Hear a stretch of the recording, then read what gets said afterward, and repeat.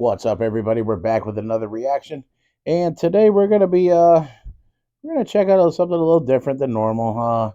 It's gonna be a compilation, except this one is when actors broke character in movies. So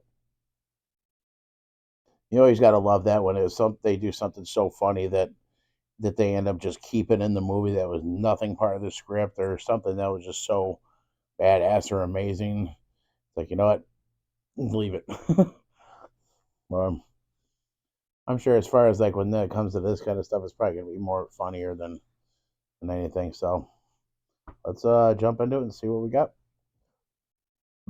And please remember to like, comment, share, and go ahead and smash that subscribe button if you're new to the channel or if you've been here before and haven't decided yet. Come on, help this channel out. Let's get going and let's see what we got today. Let's go. Because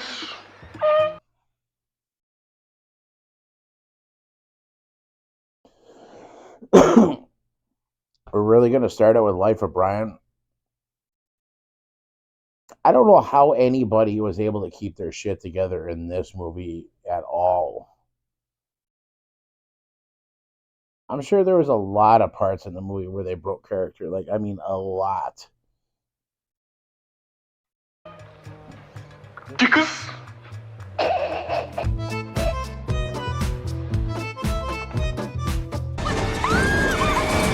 In the movie Speed, during the infamous cradle scene, you can hear Keanu Reeves trying hard to contain his laughter in his voice as Sandra Bullock panics at the thought of hitting a baby and has to reassure her that they were just cans. There was no baby, it was full of cans. Are you sure? Yes. Are you sure? Yes. Oh my god.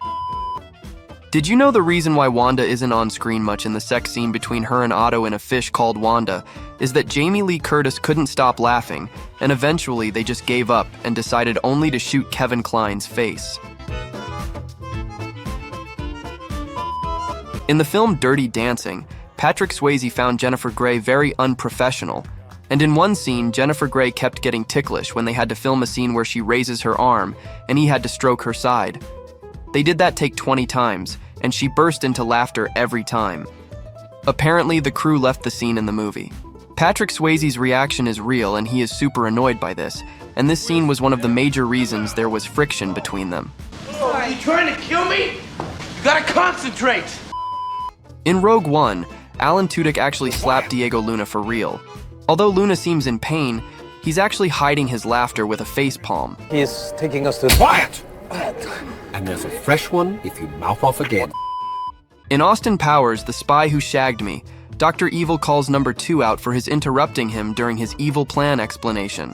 He then bounces a giant rubber ball representing Earth at his head repeatedly, taunting him the whole time. You gonna cry? Huh? Yeah, see, you're gonna cry, huh? You're a big man now, huh? Even though Dr. Evil is making fun of him for crying, Rob Lowe laughs throughout the entire scene. Yeah, thought so. In Dr. Strangelove, Peter Bull starts giggling quietly, while he watches Peter Sellers improvise a funny scene where he battles his evil hand. He regained his composure quickly after 2 or 3 seconds, so the scene could still be used. Also bien. In Monty Python's Life of Brian, during the Biggest Dickus scene, the extras playing the guards were told that the scene would be serious and that they had to keep straight faces or they would be sacked. I have a very great friend in Rome called Biggest Dickus. Silence!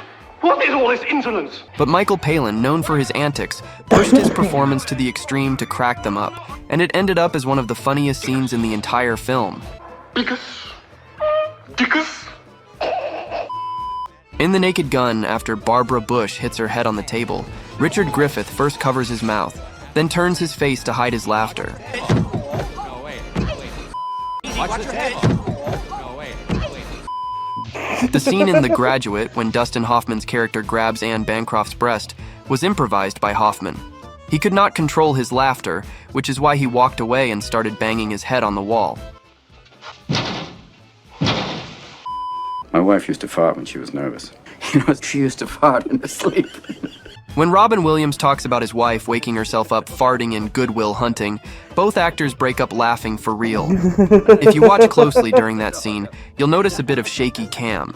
The cameraman was laughing so hard that he couldn't hold the camera steady. Oh, God. She woke herself up. Another example is in Saving Private Ryan, where Matt Damon, playing Private Ryan, couldn't stop laughing during the teaching scene. With Alice Jardine. Director Steven Spielberg liked the authenticity of the moment and decided to keep it in the film. Picture a girl who just took a nosedive from the ugly tree and hit every branch coming down. Most of Catherine Schell's laughter in The Return of the Pink Panther is genuine. Peter Oh, Sellers made her God. laugh so hard once the camera was rolling, she had a real problem keeping a straight face in many of her scenes with him. It is looking good at you, kid.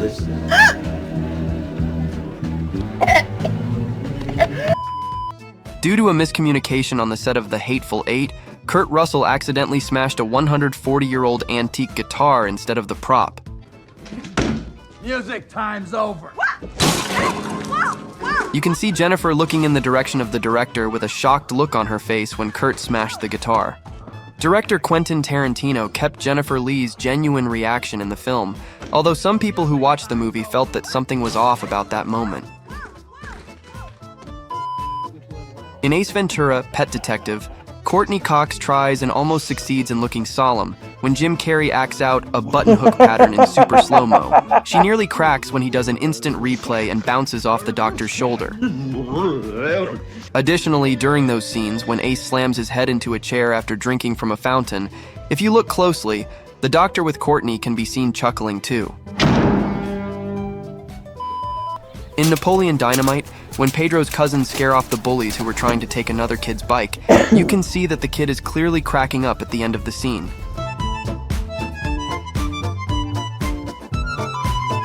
Did you know that the scene where Joe accidentally closes the door of Kathleen's shop on the balloons in You've Got Mail was unscripted? Tom Hanks actually did that and ad-libbed the line. Good thing it wasn't a fish. The ad-lib, as well as the reaction shot of Ryan and other cast members laughing, was left in the movie. Good thing it wasn't a fish. A famous example occurs in The Wizard of Oz. When Bert Lahr makes his first appearance, Judy Garland hides behind Toto. This looks like it's because she's frightened, but in actuality, she was just trying to cover up the fact that she was laughing at Lahr. Is my nose bleeding? Well, of course not. The scene where Tommy Lee Jones has to interrogate a pug in Men in Black was actually filmed with a real dog. So, shaking it angrily wasn't an easy thing for him to do without breaking character. They thought he'd be safe here on Earth. And the bug had other plans. And the bug had other plans. Did you know that the most annoying sound in the world scene from Dumb and Dumber was not in the script and was ad-libbed by Jim Carrey?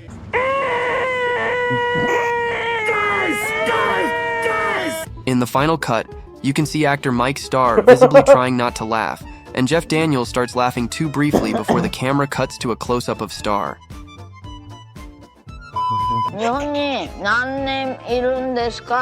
Lost in Translation features a scene with Bill Murray talking to an elderly Japanese woman in a hospital waiting room.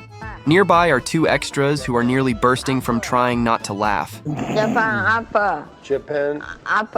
After. Murray appears to notice them and goes even further, trying to provoke a reaction from them.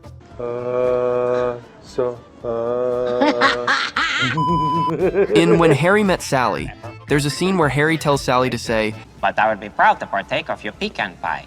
Meg Ryan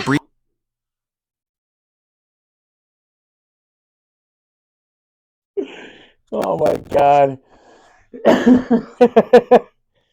where Harry tells Sally to say, "But I would be proud to partake of your pecan pie." Meg Ryan briefly looks surprised and glances away from Billy Crystal. This is because Crystal ad-libbed the line, and Ryan looked to the director to see what she should do. "But I would be proud to partake of your pecan pie." Oh, no. In It's a Wonderful Life, when a crew member dropped some props during filming, resulting in a clattering crash, Thomas Mitchell ad-libbed a line, causing Jimmy Stewart to crack up. I'm all right. In this scene from Back to School, the script called for Jason to sit quietly and look disgusted at his dad's secretary taking notes in class. But actor Keith Gordon simply could not stop cracking up. They decided to throw it in since it works just as well that Jason is laughing in frustrated disbelief instead. In Men in Black 2, when David Cross's character offers J and K some mini pizzas and they respond with serious faces, you can see Tommy Lee Jones's mouth twitching as he tries not to break character. You guys want some mini pizzas? Like mini bagels with pizza stuff on them? At the beginning of Full Metal Jacket, when Gunnery Sergeant Hartman is yelling at the men, Pyle starts to crack up for real. This was unintentional on Vincent D'Onofrio's part, but they continued with the scene. You're so ugly you could be a modern art masterpiece. What's your name, fat body? Does this hurt? Oh my God. Those were some good ones. Yeah, a couple of them I didn't even realize that was not even supposed to be part of the script. I mean, a lot of times now you can tell like when they're breaking character because it just looks too genuine. Yeah, they're actors. They're trained to make things look genuine, but like you can tell when it's like straight up 100% genuine. That was pretty damn good. Especially the Ace Ventura one. I could not help but like crack up every time I watched that scene too. I can only imagine with them being right next to it, just like, what the fuck, dude?